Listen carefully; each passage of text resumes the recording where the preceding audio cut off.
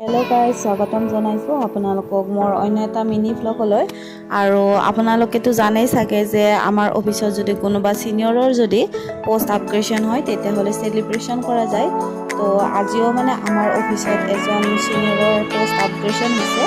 মাৰ্কিস after senior তেওঁক welcome কৰাৰ কাৰণে আমাৰ অফিসত এই সেলিব্ৰেশন কৰা গৈছে তাকে আপোনালোকৰ সৈতে ভাবিলো অকমান শেয়াৰ কৰি দিও তো ভিডিওটো এতিয়া চাও বলক